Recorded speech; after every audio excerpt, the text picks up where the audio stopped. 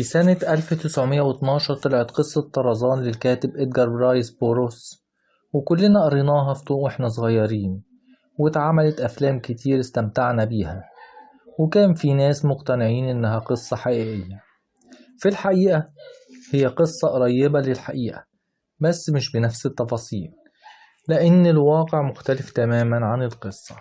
بوروس ما كانش هدفه من القصة التسلية، لكن كان هدفه استعماري عنصري بحت، هو إنه يبين تفوق الرجل الأوروبي الأبيض على الرجل الأفريقي الأسود، واللي خلى الأول رغم إنه من غير رعاية أو تربية أو تعليم بقى أذكى وأحسن وأقوى من التاني اللي فضل أقل منه في القدرات، وده عشان يدي مبرر للاستعمار الأوروبي للقارة السمراء.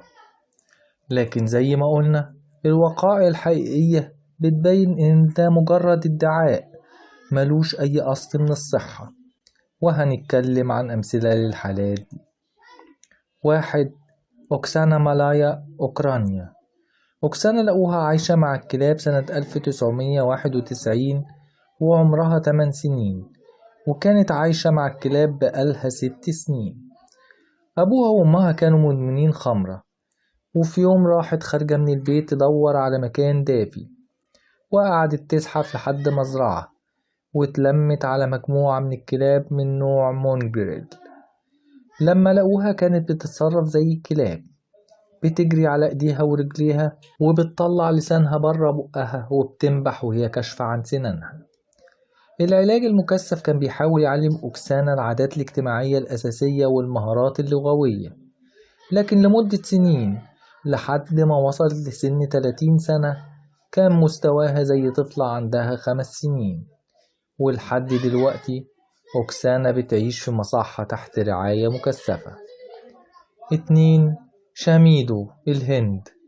كان عمره 4 سنين لما لقوه في غابات الهند سنة 1972 بيلعب مع صغار الديابة، وكان لون جلده غامق جدا واسنانه مسنونة وضوافره عاملة زي المخالب وشعره منكوش، وكانت كفوفه وكواعه وركبه مليانة كله. لما لقوه كانوا بيصطاد فراخ وبياكل على الأرض وعنده حب للدم، وبعد مجهود قدروا يخلوه يبطل أكل اللحم الني، لكن عمره ما اتكلم، ولحد ما مات سنة 1985 كان في مصحة. 3. برافا روسيا. كان عايش مع أمه في شقة صغيرة من أوضتين، ولكنها كانت حاجزاه في واحدة منهم مليانة بأقفاص العصافير، وكانت بتعامله أكنه عصفور منهم. ورغم إنها ما أذيتهوش جسديا، لكنها عمرها ما اتكلمت معاه، وكان تعامله مع العصافير، وده خلاه مش بيتكلم لكن بيصوصو، ولما محدش بيفهمه بيقعد يرفرف بإيديه زي العصافير. ولما أخدوه من أمه نقلوه لمصحة نفسية حاولوا فيها يعيدوا تأهيله. 4. كامالا وأمالا الهند. كان عمر كامالا 8 سنين، أما أمالا فهي 12 سنة لما لقوهم في سنة 1920 في جحر ديابة، ودي أشهر حالة من حالات أطفال الغابة. لما لقوهم كانوا من غير هدوم بياكلوا اللحمة النية ومشوهين جسديا، لدرجة إن الأربطة والمفاصل في إيديهم ورجليهم كانت أقصر من الطبيعي، وما كانش عندهم أي تفاعل إنساني، لكن سمعهم وإحساسهم بالريحة كان حاجة غير عادية. أمالا ماتت بعد ما لقوها بسنة، وبعديها ماتت كامالا وعندها 17 سنة بعد محاولات إنهم يخلوها تمشي فادة ظهرها وتقول شوية كلمات بسيطة. 5. فيكتور فرنسا. لقوه في أواخر القرن ال18 في غابات فرنسا، وكان عمره 12 سنة، وجسمه كله متغطى بالندوب، ومش قادر يتكلم، وما عندوش أي إحساس بالبرد أو الحر، لدرجة إنه يقدر يطلع البطاطس المسلوقة من المية المغلية. وخدوا عالم النفس إيتارد وحاول يعلمه القراية والكتابة، لكن في نهاية 5 سنين فيكتور ما كانش قادر غير إنه يتعرف على شوية كلمات، لكنه من غير ما يعرف يتكلم. وفي الآخر اتنقل لمصحة ومات وعمره 40 سنة. 6. دينا سانيشتشار، الهند. لقوا دينا في غابات الهند بعد ما قعد السنين الأولى من حياته فاكر نفسه دي، وفضلوا سنين بيحاولوا يعلموه التواصل مع البني آدمين، لكنه ما كانش بياكل غير اللحمة النية، وساعات بيقعد يقرقش العظم عشان يسن سنان. ورغم المحاولات المستميتة عشان يعلموه لغة الإشارة، لكن لأن دينا كان فاكر نفسه ديب، والديابة ما عندهمش صوابع، ففضل مش فاهم ايه اللي بيعملوه ده. لكن في النهاية قدر يمشي وظهره مفرود ويلبس هدوم وياكل من طبق، رغم انه كان بيشمشم الأكل قبل ما يأكله، لكن عمره ما قدر يتكلم لغة البشر أو التواصل معاهم لحد ما مات في سنة 1895 بالالتهاب الرئوي وعمره 35 سنة. 7. جيني ويلي، أمريكا. لما كانت جيني بترضع أبوها فضل رابطها في كرسي حمام في أوضة صغيرة في البيت، وفضلت عايشة في عزلة لمدة 10 سنين، حتى إنها كانت بتنام في الكرسي ده.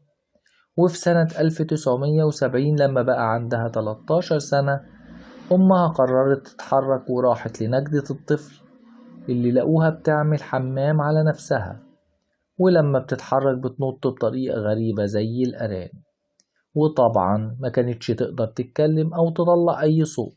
ولحد سنين فضلت جيني تحت الفحص والدراسة، وقدرت تتكلم كلمات بسيطة لكنها مش قادرة تحطها في جمل، ووصلت درجة بسيطة من السلوك الاجتماعي، واتنقلت جيني للعيش مع أمها، وبعدين اتخذت منها ولفت على أسر بديلة كتير، وواجهت عندهم الإساءة الجسدية والتحرش، ورجعت تاني للمستشفى اللي لقوها رجعت للخرس تاني، وهي عايشة لحد دلوقتي.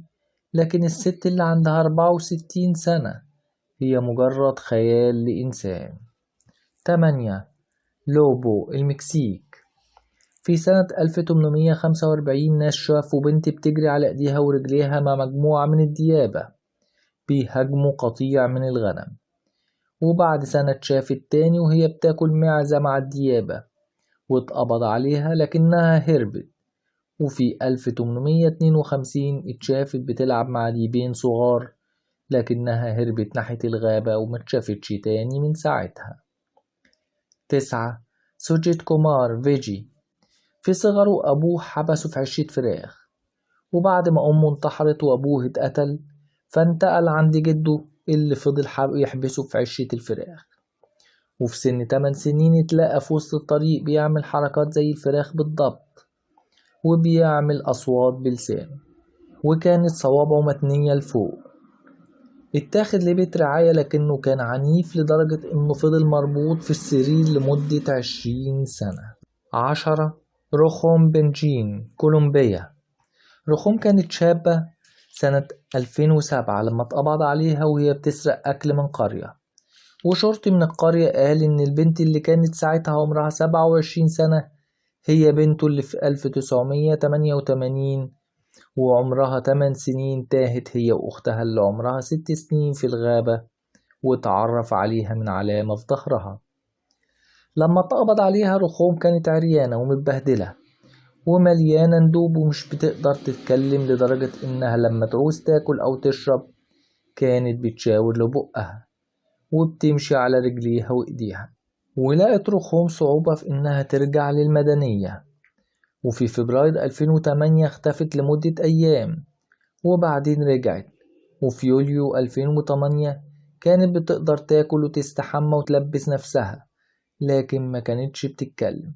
وفي مايو 2010 رجعت تاني للغابة، ولما لقوها في يونيو بقت بتعيش في عشة الفراخ جنب البيت، وما بتروحش البيت غير كل 3 أو 4 أيام تاكل، لكن ما كانتش برضو قادرة تتكلم. ودي كانت مجرد أمثلة، مش كل حالات الأطفال اللي ربتهم حيوانات وبقوا زي الحيوانات تماما. ما بقوش طرزان الخارق اللي فاهم كل حاجة وبيعرف يعمل كل حاجة، لكن كان صعب عليهم يعيشوا عيشة الإنسان أو يكتسبوا أي عادات إنسانية. طيب يعني مفيش حالات اتحسنت أبدا؟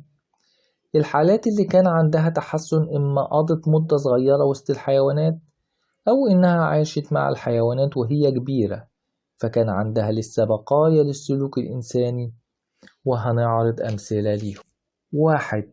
مدينة روسيا.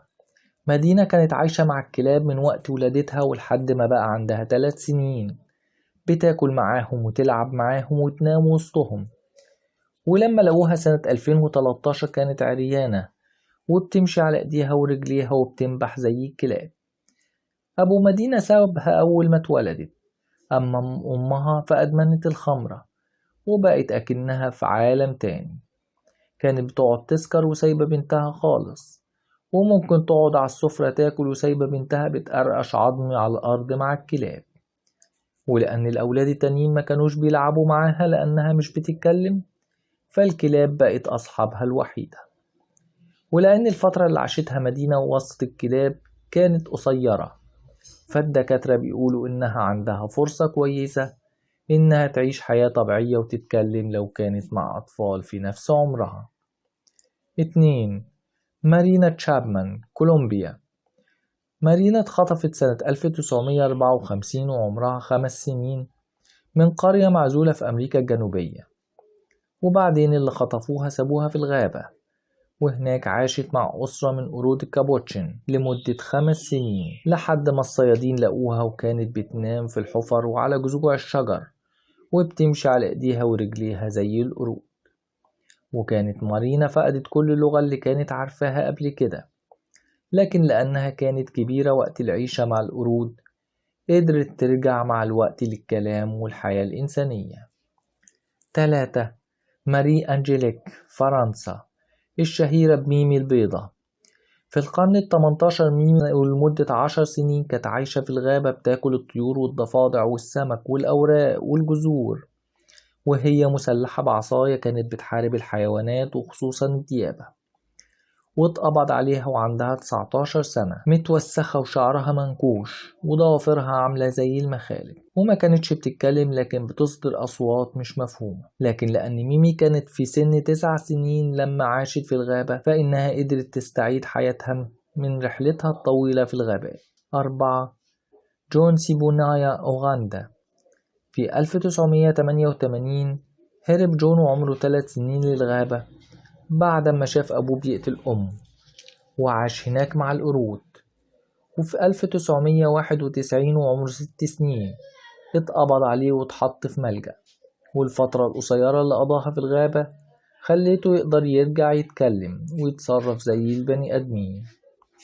5. إيفان ميشكوف، روسيا.